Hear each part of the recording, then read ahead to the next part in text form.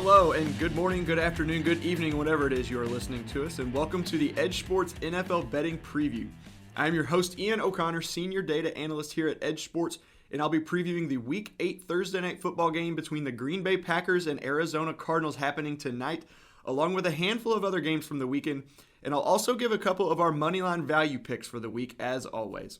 But before I dive right into the reviews, just wanted to remind everyone that you can catch me every Thursday throughout the NFL season previewing the upcoming weekend's action, as well as every Monday morning where I'm joined by our VP of Data Science, Scott Brown, where we analyze the previous weekend's action and decision-making, and we also preview that night's Monday Night Football game.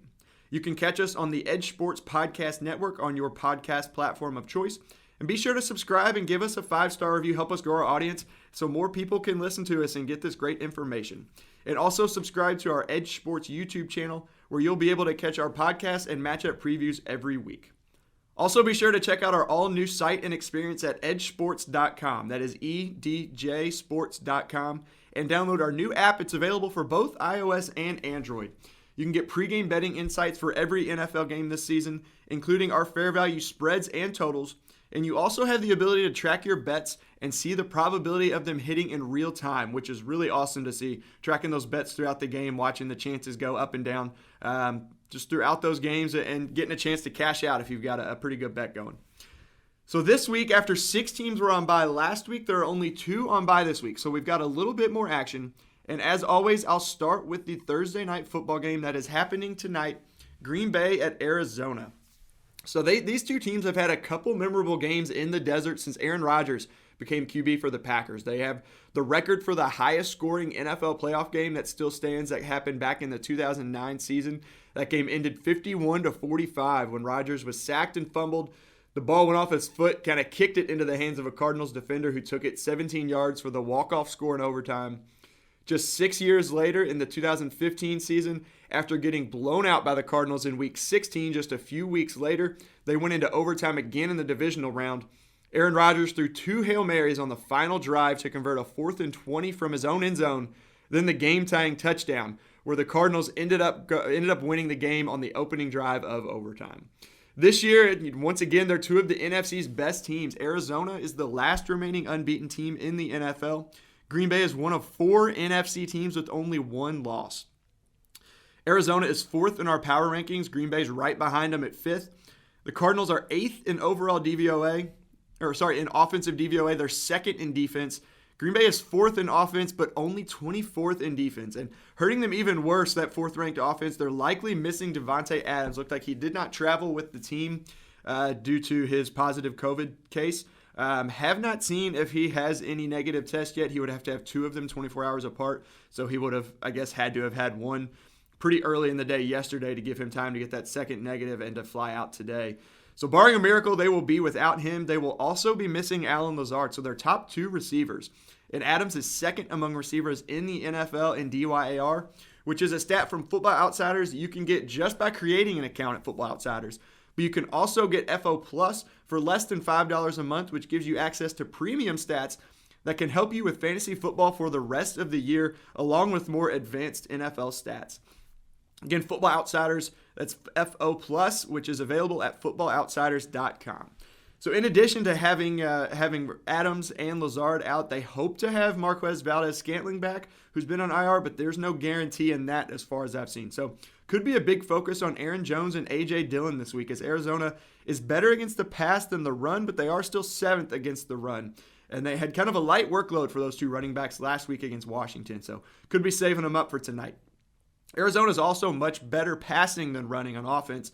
They're only 24th in rush offense, but fortunately for them, Green Bay is 21st against the pass, only 23rd against the run. They're still missing Jair Alexander, one of the top cornerbacks in the league, still missing Zadarius Smith, who's on IR. They did get Whitney Merciless, who played a little bit last week. Devondre Campbell has been very good for the Packers, but still going to be a tough test for that Green Bay defense. So now let's get down into the numbers in the market. Starting with the spread, Arizona is a 6.5-point favorite as of this morning. Our fair value has Arizona as 3-point favorites. So Green Bay, 59.8% chance to cover that 6.5-point line. And as I said, despite possibly being out their top 2 wide receivers, we still like Rodgers and the Green Bay offense to at least keep this one close. We also like them a little bit more than the market as far as their win probability to win this game straight up. We only have them at 37%, but it is 7% greater than the market implied 30%. So just a tad bit higher on Green Bay. A pretty good shot, or nearly 60% chance to cover. And then when looking at the total, we're pretty much even with the market here. It's gone to 50.5. Last I saw it yesterday, I think it was 50, so moved up about half a point. Our edge fair value is 50. Our most common value, or our most common outcome, is 51. But we've got more outcomes in the mid to upper 40s in our distribution. So still not a lot of value in the total, just 2.5% greater chance for the under to hit versus the over. Looking at the public betting, 71% of bets are on Green Bay, but 85% of the money is on Arizona. So as we've mentioned before on these shows, the sharps seem to be pretty high. There's a lot more money on Arizona. Not really too surprising considering they're favorites at under a touchdown. They've got just that great team, last undefeated. The Packers defense banged up and not the best. But sharps, most of the people in the market that are putting big money are on Arizona in this one. So just to recap this Thursday night football game, there is some value on the spread. Very slight value, if any at all, on the total. Green Bay at 59.8% chance to cover plus 6.5, and 51.2% chance for the game to fall short of 51 points.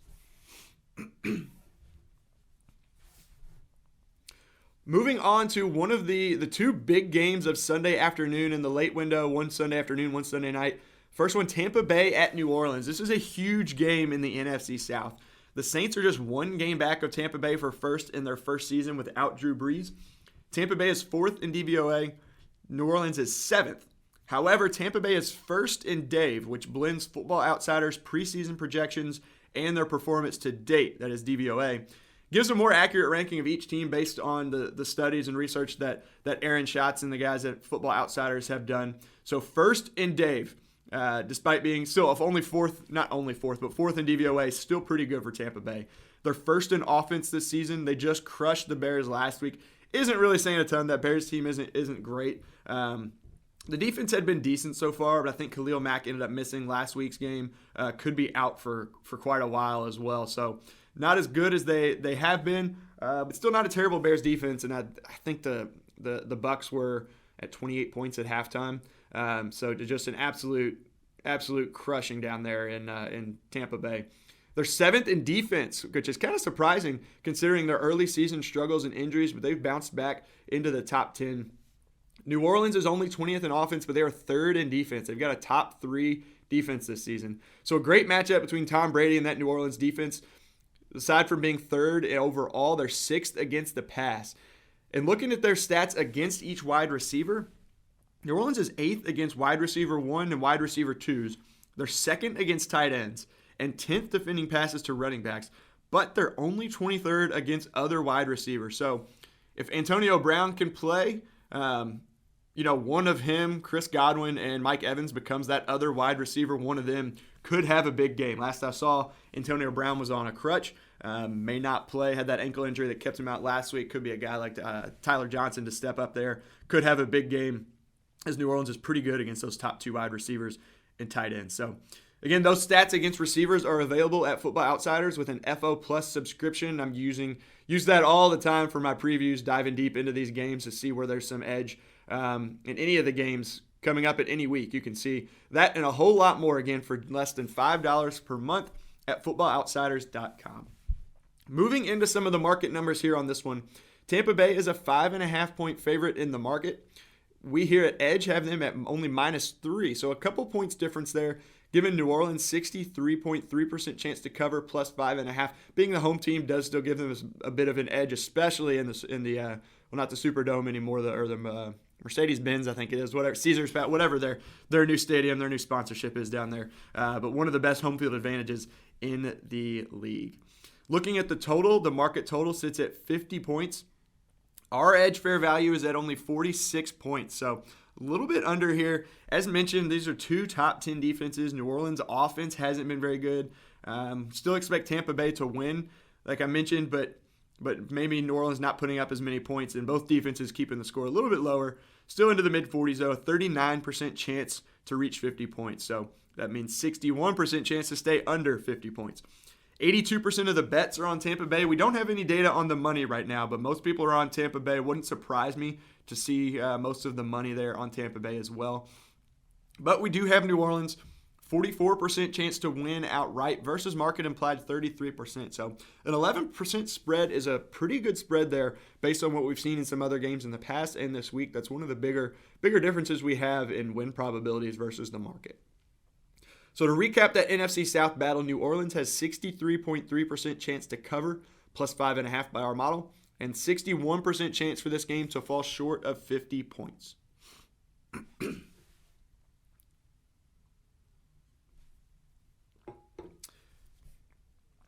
Moving on to our last game, and it is the last game of Halloween coming up on Sunday Night Football, Dallas at Minnesota.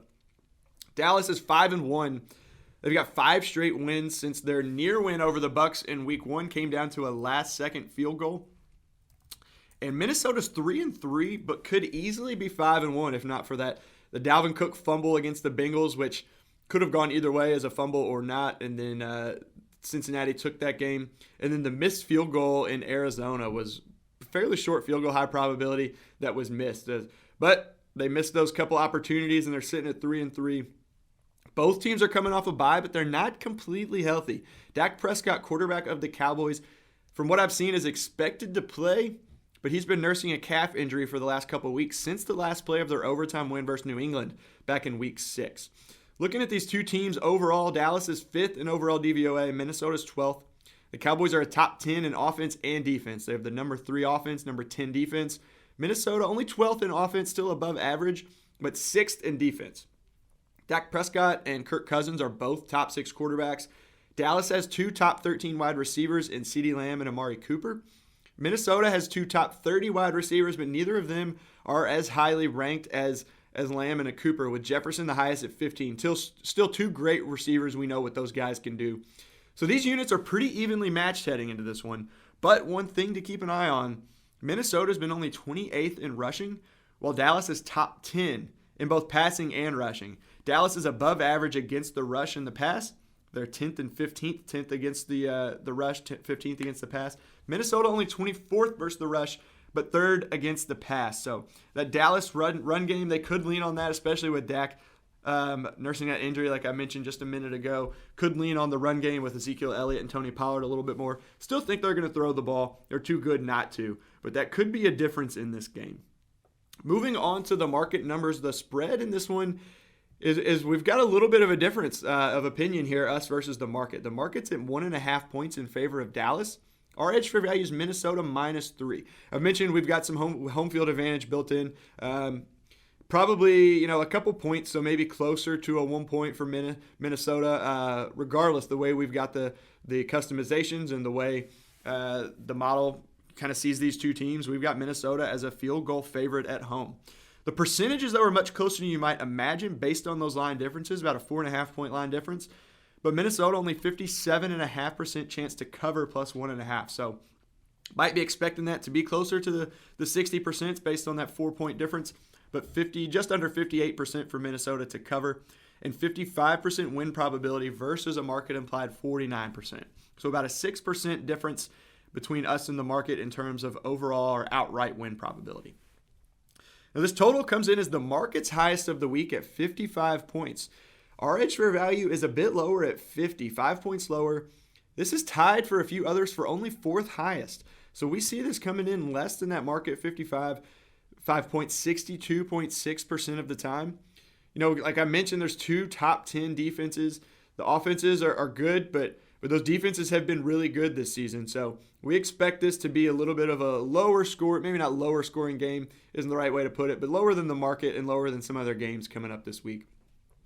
79% of the bets in the public are on Dallas, 63% of the money.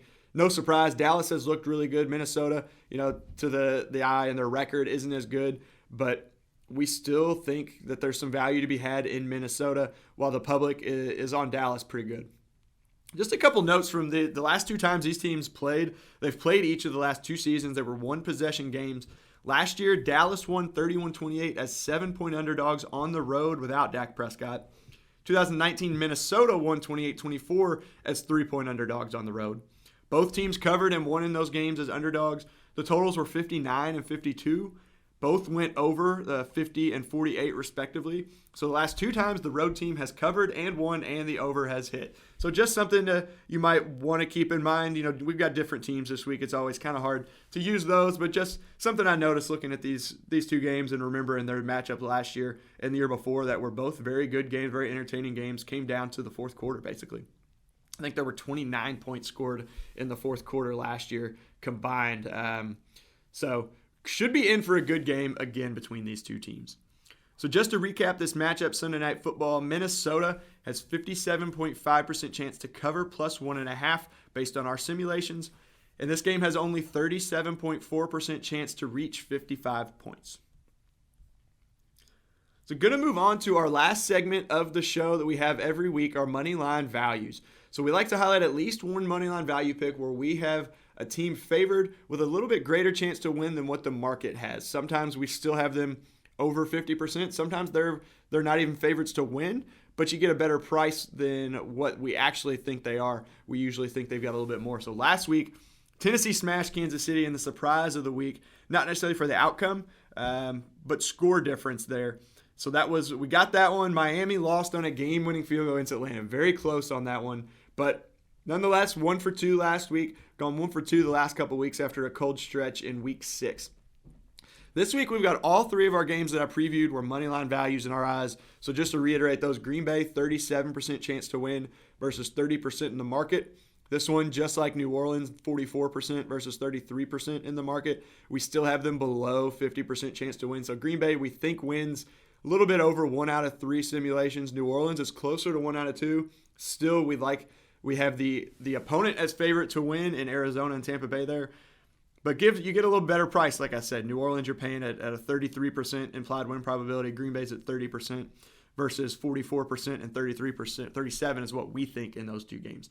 Now, Minnesota just went over that game. We actually do have them as favorites to win at 55%. The market is only at 49%, so that one's very close to a pick 'em anyway. But we've still got Minnesota over that 50% mark. The market has them just under 50%. And we've got one additional game this week, Detroit and Philadelphia. So we've picked Detroit a few times this year. They came close twice, or once when we picked them with the Baltimore game. Week 1, we had them a little bit higher. I don't think they were one of our value picks, but they came back and almost were able to tie that game to send it to overtime against San Francisco. We were not close at all against Cincinnati. Really saw that one a lot closer. And then Detroit nearly came away with the win last week against Los Angeles. They were not a value pick last week. They were huge underdogs. But nonetheless, this week we've got them at 49.7%, almost a 50-50 game against Philadelphia. It is our closest game of the week. The market is sitting at only 41%. I think it's just under 41. But so about almost a 9% difference that we've got Detroit. And I promise you, we're not just picking Detroit every week or every couple weeks until they win. They're really not as bad as their 0-7 record would make you think, especially compared to some other teams. They're 27th in DVOA, so they're still 5 teams worse than they are in DVOA. They're 28th in offense, 27th in defense. Not saying they're good by any means, just not as bad as you would think based on their record. Their opponent, Philadelphia, only 21st in DVOA. So aside from that week 1 drubbing of Atlanta, they really have not been that good. Aaron Schatz wrote about this in his DVOA analysis on FootballOutsiders.com, as he does every week, kind of explaining some of the games from the week before, any trends or any, sometimes you see we've got some really good teams in history, top 5 through a certain amount of weeks. But he talked about how, talking about Tennessee being ranked a little bit lower, and if you take out their week 1 game, it moves them up, but it moves some other teams up, some other teams down. Philadelphia is one of those teams that would move down if you take out their week 1 DVOA, because they just had such a big win, but have not looked very good since then. So I said they're only 21st in overall DVOA, 21st on offense, 23rd in defense. For Detroit, Dan Campbell has been aggressive all year. I believe he'll keep them in this one again, especially against a subpar opponent at home. I think Detroit gets the win this weekend against Philadelphia. I think they get their first win of the Dan Campbell and Jared Goff era up there in Michigan. So that will wrap up our Week 8 preview. Just a quick recap for all of those of you keeping track at home, and if you missed anything, tonight's game, Thursday Night Football between Green Bay and Arizona. Green Bay has 59.8% chance to cover plus 6.5 by our model. This game has 51.2% chance to fall short of 51 points, so very, very, very close there. Not really a ton of value to be had. But Green Bay, 37% chance to win versus the market implied 30%.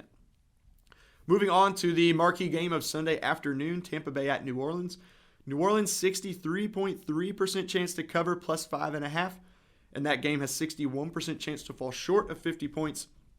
And New Orleans wins in 44% of our simulations versus a market implied 33%. Then Sunday Night Football, Dallas at Minnesota. In our model, Minnesota covers in 57.5% of simulations. They cover plus 1.5. Only 37.4% chance for that game to reach the 55-point market total. And then Minnesota with 55% chance to win versus a market implied 49%. And then that last money line value aside from those three just mentioned in these games, Detroit 49.7% chance to win versus a market implied 41%. So that will do it for this week's betting preview. Be sure to check out all of our pregame betting insights for Week 8 and beyond on EdjSports.com and our new EdjSports app. Be sure to check back on Monday to hear our weekend recap and our Monday Night Football betting preview for Kansas City and New York Giants next week.